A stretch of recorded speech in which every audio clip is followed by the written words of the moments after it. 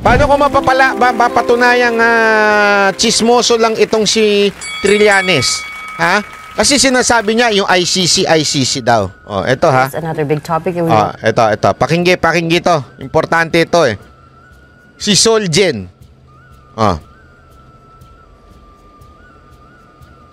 Ito ha. Pakinggan natin to. There is another big topic that we wanted to talk to you about, which is the International Criminal Court. Ano naman? Truth matter. Bakit ikaw? Di ka ba kumikita rin? So kung wala kang pakialam, bakit panay ang banggit mo ng bahala ang viewers mag-judge? Leave it to them. Ang inan ng comment dyan, pantanga lang ha. So kung wala kang pakialam, bakit panay ang banggit mo na bahala ang viewers mag-judge? Leave it to them. Ano yan? Anong comment dyan? Pang grade 1. Bakit ikaw, di ba kumikita ka rin? Sinabi ko bang masamang kumita sa YouTube? Masamang kumita sa YouTube? Sinabi ko ba yun? Ang sinasabi ko, sabihin mo yung totoo no matter what. Kung umalis ang tao, basta sinabi mo yung totoo. Hindi yung gagawa ka ng imbento, marites, dahil alam mo na ang mga tao mahilig sa marites.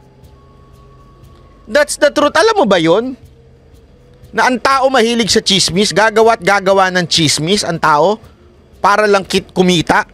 Hindi ko ginagawa yun. Puro kayo sabaw. Pag-utak MDS talaga, pantanga, no? Hindi, yung totoo lang, ha? Bakit ang babaw ng mga MDS mag-isip? Parang yung utak nila parang ginudguran ng asin. Hindi sorry, pero totoo eh.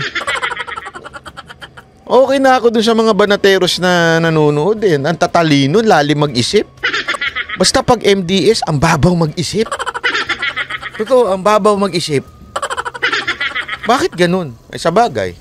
Hanggang ganun lang ang utak ninyo. Kaya nga tuwan-tuwa kayo kay luka-luka eh. Talking about legal preparations, what preparations have you done in that regard? And what are you hearing? There's nothing to prepare for. Why is that, Solgen? Okay. As far as the government is concerned, we have completely detached ourselves from... Barado sila eh, no? There's nothing to prepare for with regards to ICC. Wala na tayo sa ICC. Ano man pinagsasabi nyo? The ICC, because we withdrew from it as a state. And that withdrawal took effect way back in 2019. So we have terminated all relations with the ICC. That's clear that is the stance of the government. But Correct. Solgen, former Senator Antonio Trillanes also released an ICC document yet to be verified, questioned by the former PNP chief Oscar Albayalde. The document identifying 5 persons as suspects in this case. First of all, can you verify with us? Does that document exist? And has the ICC coordinated or communicated with the Philippine government? You know, since Mr. Trillanes has brought up this matter, this supposedly confidential matter, I am compelled to say something about it so that it will be seen by the people in its proper context. Yes, there is a communication.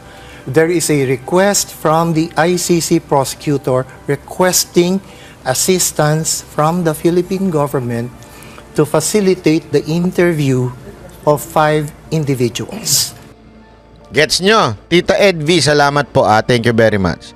So sinasabi ni Solgen Guevara, number 1, wala na dapat pinag-uusapan with ICC. Kasi we're out of ICC. Hindi na tayo membro ng ICC. So wala na dapat pinag-uusapan dyan. At so far, yun ang sinabi ng presidente.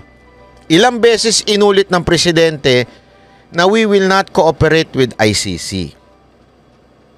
Kaya lang, sinabi ngayon ni Guevara, ni Solgen Guevara, ni sinasabi niya, there is a truth on meron talagang dokumento na humihingi ng tulong sa gobyerno natin para ma-interview yung 5. Yan yung binanggit ni Trillanes. Ang nakakapagdaka dito, bakit nakakakuha ng kopya si Trillanes? Ibig sabihin, someone is feeding Trillanes para maging attack dog. Yun ang totoo.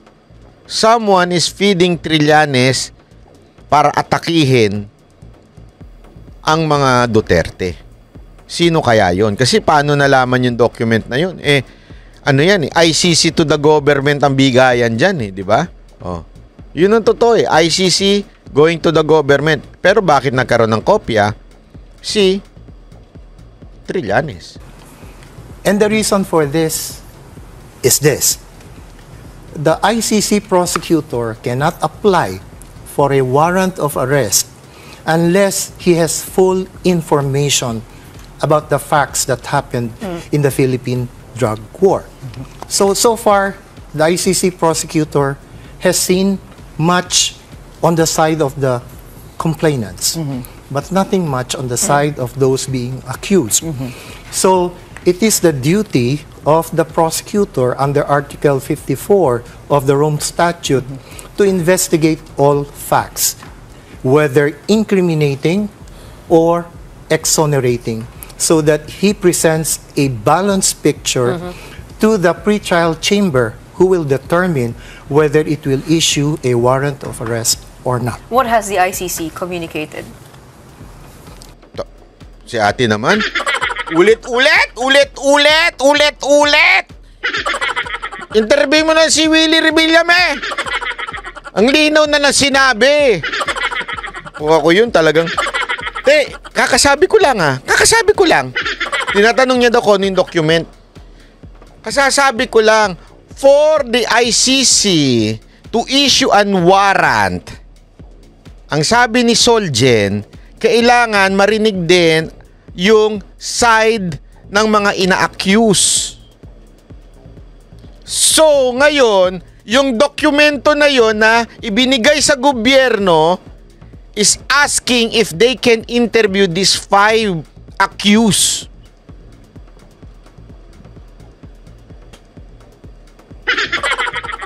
Banat ba? Ano yung dokumento? Ay, putang. Gago! Nag-gets nyo? Kasasabi lang yung dokumento nga na humihingi na ma-interview yun. It has communicated, it's the ICC prosecutor who communicated that request to the Philippine government for assistance. For the review. In other Or for words, the interview. for the government to facilitate the interview of these people, Inulit tuloy. whether at The Hague, Ayan ka na naman, truth matter, paulit-ulit ka eh. You focus on the issue, not other bloggers. Pray instead, he alone knows she is control. Ano yan? Anong kinadaman ng pray instead, he alone knows and he is in control? You focus on the issue. You know what's the issue? You know what's the issue? If you do not know, I'm not focusing on the bloggers. The bloggers is the issue. That's the issue. Ang issue, yung mga tangang naniniwala sa Trojan horse. That's the issue. Kaya walang nangyayari sa pinaglalaban natin dahil may mga nakakasira tulad nung ginawa nila sa Maisog sa USA, na kung saan nilabas yung video na walang basbas ng Maisog organizer dito sa Pilipinas. That's the issue. I raise my case.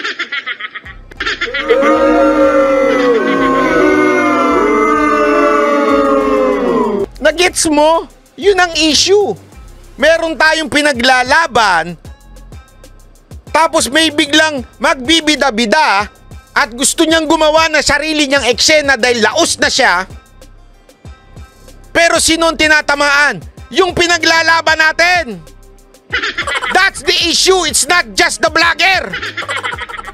I raise my case. Ba't galit ka? Hindi po ako galit. Sumisigaw lang. Iba ho yung galit sa sumisigaw. Kasi yung galit, mga ganun. Hindi ho ako galit. Nagpapatawa lang ako. Ganun lang talaga ako magsalita. Baka si BMR yan. Hindi kaya ni BMR ang ganyang utak. Medyo nag-English yan eh. Pwede, tuloy na tayo sa issue. Yan ba yung video na pulburon? Oo! Alam nyo ba, nung Sunday, nagtataka kayo kung bakit yung apat na malalakas uminom naiwan sa Davao, hindi, totoo. Alam mo, importante yun para lang sa kalaman ninyo, Yun po ay kasama po namin dapat si Bong Duterte, yung kapatid ni... Eto para lang sa kalaman nyo, kaya kwentuhan ko lang kayo ng kapiraso. Kaya kwentuhan lang ko lang kapiraso. Yung kapatid ni Pangulong Duterte na si Bong Duterte, si Sir Bong Duterte, kapatid yan ni Pangulong Duterte. Yan po ay yung mga talaga isa sa mga pinakikinggan ni Pangulong Duterte kasi kapatid niya po yan. More than anything else, more than anyone else, ito ang si kapatid do ang pinaka-trusted do ni Pangulong Duterte. Si Sir Bong Duterte, kung maaalala nyo noong 2015 and 16, sumama kami sa kampanya ni Pangulong Duterte. Ang contact namin ay si Sir Bong Duterte. Maraming paksyon nung panahon na yun. Maraming organizer na, syempre, alam mo na, may kanya-kanyang diskarte sa buhay. Kami, isa lang ang boss namin nun. Si Sir Bong Duterte. Kung ano sabihin niya, kung saan ang show, saan ang siya lang ang pinakikinggan namin nun. Yung kapatid niya si Sir Bong Duterte. Hanggang ngayon, tuloy-tuloy pa rin po yung aming pakikipagkaibigan. Kaya nag-stay sila doon sa mismong bahay ni Sir Bong. Saturday yun. Friday and Saturday. Ako, I need to go home kasi meron akong meeting dito ng Sunday. Maaga. With some original Duterte vloggers. Including Mr. Rio. Alam mo, nung kinausap ko sila, ako tahimik lang eh. Kasi ayokong baka mamaya may mga bataan ni Maharlika doon. Ito, may mga bataan ni Maharlika. So tahimik lang ako. Hanggang nung nagkatanungan na, hindi ko na mapigilan yung sarili ko. Kinuwento ko na yung tungkol dun sa mga nangyayari, pati sa video. Nagulat po ako. Nagulat po ako na sila pala, hindi rin nila gusto yung diskarte ni Maharlika. Sablay din sa kanila si Maharlika. Hindi lang sila nagsasalita kasi alam nilang maraming naloloko si Maharlika. Yun ang totoo. Tahimik lang sila sa mga channel nila. Kasi nga, maraming mga nabudol si Maharlika kay Marcos. Tapos ngayon, nabitbit niya dito kay Duterte. Pero sila lahat, wala akong namit doon na nagsasabing, hindi, tama yung ginawa ni Maharlika ang paglabas ng video. Lahat sila nagsasabi, mali, palpak. Halatang for self-interest yung paglabas niya para sa sarili niya. Vloggers to mga to Vloggers. Tsaka Nes, maraming salamat po. Vloggers to mga ito, na alam nilang nagpo-for the views lang si Maharlika. May mga sensa sinasabi ng Banateros for me at kitang-kitang tunay na layunin at pinaglalaban. Ang totoo at tama. Maraming salamat, Tsaka Nes. Mga taga-Japan, sigurado ako maputi ito si Madam. Picture pa lang. Hindi, ang mga babae sa Japan talaga kumikinis ang kutis. Ang biro. Di ba, Madam Tsaka Nes? Hindi ko alam kung ano ginagamit ninyo dyan. Sabi nito ni Salome, bakit yung mga nagsasabi ng mga ganyan puro mga walang mukha? Huwag ka naman damay banat bay. Focus ka lang sa content mo. Ikaw, ito nga content ko. Salome. Ito content ko. Ang content ko, kayong mga tanga. Yun ang content ko. Nagpo-focus ako sa content ko. Ikaw, mag-focus ka sa buhay mo. Huwag ka dito.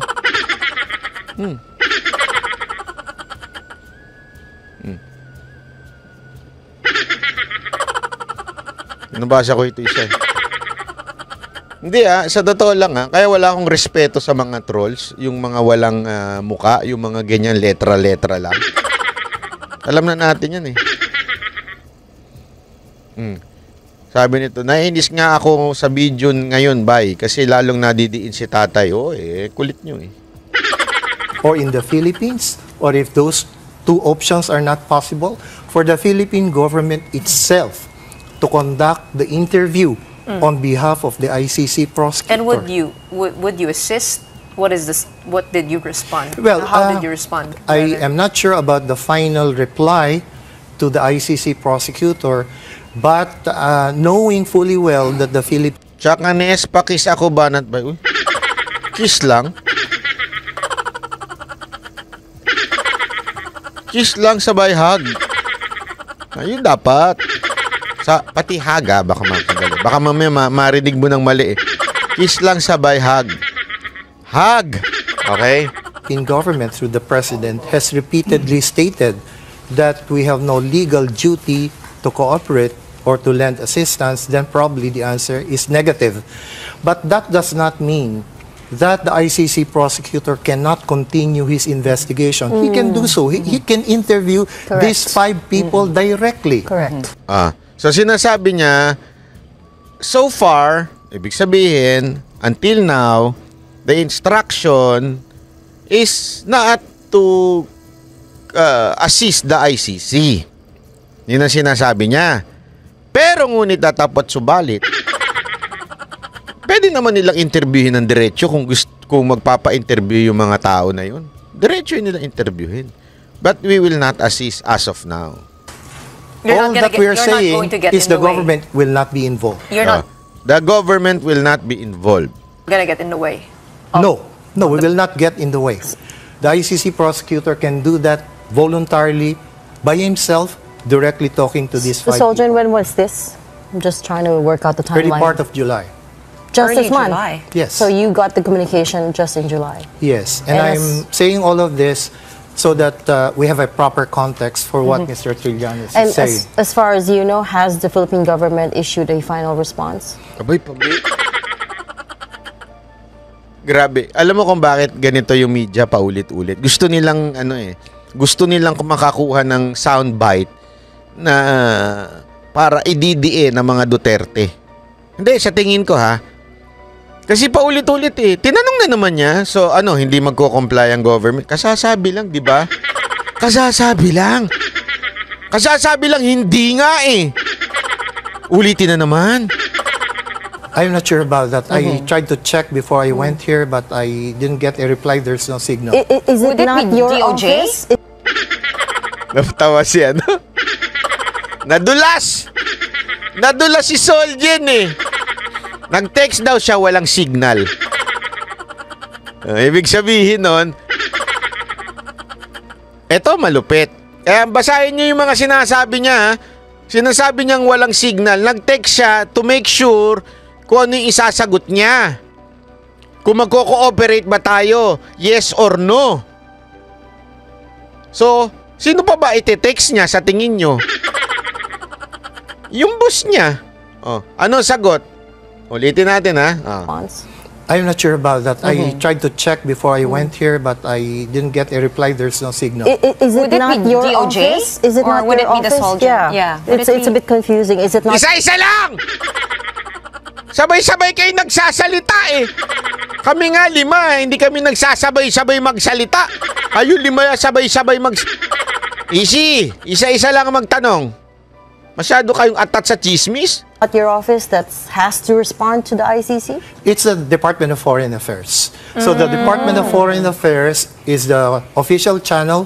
It related to us, and it also related to Malacanang, to the office of Do the you need president. consensus for the answer, or the answer just has to come from you're the government's lawyer? We recommended the final say will be with the office of the president.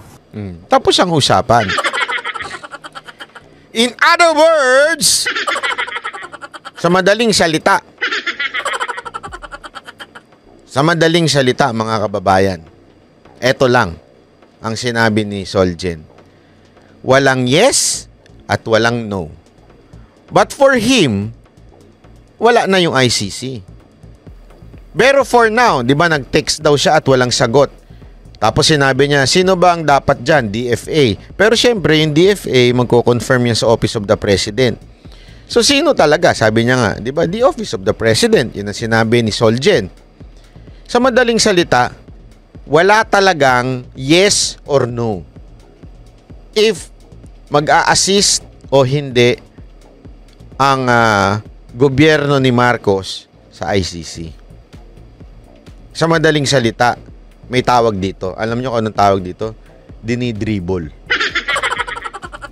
Dinidribble muna. Ibig sabihin nun, hindi pa sure kung idadakdak yung bola, ile-lay up, o magti 3 points. Kaya nga dinidribble pa. Hindi pa sure kung anong gagawin ng gobyerno nito ni Marcos. So, dapat bantay tayo dito. Dahil nga si Boss Dada ho nito sabi niya. May nakuha daw siya informasyon na dapat aarestuin itong Monday or Tuesday si Pangulong Duterte. Sabi niya yun, okay? Although may nagsabi sa kanya. But definitely, it did not came from Duterte, ha? Hindi ho nanggaling kay Duterte yon. So, tayo, bantay lang. Kasi tandaan ninyo, mahilig sa biglaan itong gobyerno nato Kasi tinan nyo nga yung ginawa sa... Isipin nyo yung ginawa sa KOJC, nakailang punta na sila doon to serve the warrant. Tapos, may isang biglaang sinobrahan nila yung mga pinadalang mga pulis. Ibig sabihin, may ganun silang personality. May ganun silang personality na bigla-biglang nanggugulat. Di ba?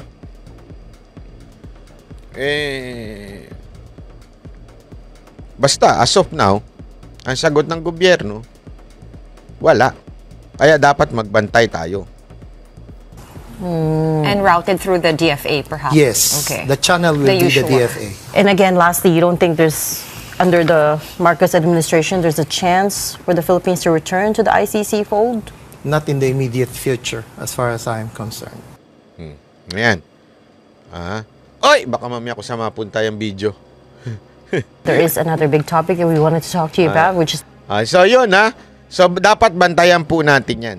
Bantayan po natin yan. Pero as far as, sabi niya, paulit-ulit naman niya sinasabi na as far as the last instruction of the President, sabihin yung pinakahuli na usapan nila, we will not cooperate. But, sabi nga nila, maraming nangyari na alam natin na medyo kakaiba. So, posible ba? Posible na magkaroon ng pagbabago? Posible. So, dapat bantay tayo dahil delicates itong mga Anyway, ito.